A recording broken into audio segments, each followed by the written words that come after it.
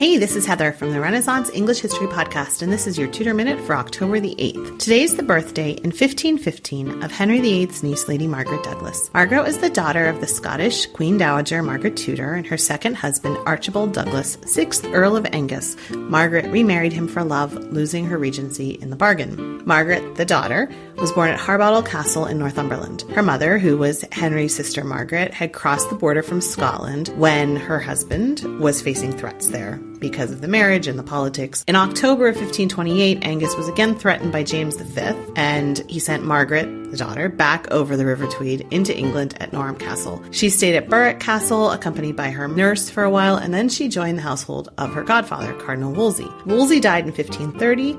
Lady Margaret was invited to the household of Princess Mary, who became her lifelong dear friend. She was in high standing with her uncle, Henry VIII, who gave her very generous gifts when she was younger. Now, when Anne Boleyn's court was established, Margaret was appointed as a lady-in-waiting.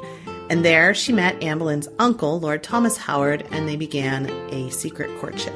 After Henry turned on Anne, he heard of a secret engagement. He was furious. He had had his daughters, Elizabeth and Mary, declared bastards. That left Margaret really high in the succession, and it was a really bad idea for her to have contracted an unauthorized marriage. Both Lord Thomas and Lady Margaret were committed to the Tower. On the 18th of July, 1536, just 2 months after Anne had been beheaded, by an act of attainder, Parliament condemned Thomas to death for attempting to interrupt and impede the succession of the crown. The act also forbade the marriage of any member of the king's family without his permission. Thomas, however, died before he could be executed. Margaret also fell ill in the Tower, and Henry allowed her to move to Sion Abbey, where she was released from imprisonment on the 29th of October, 1537. Later on in 1544, Lady Margaret married a Scottish exile, Matthew Stewart. He was the 4th Earl of Lennox. He later became the Regent of Scotland, and their children included Henry Stuart, Lord Darnley, who married Mary, Queen of Scots.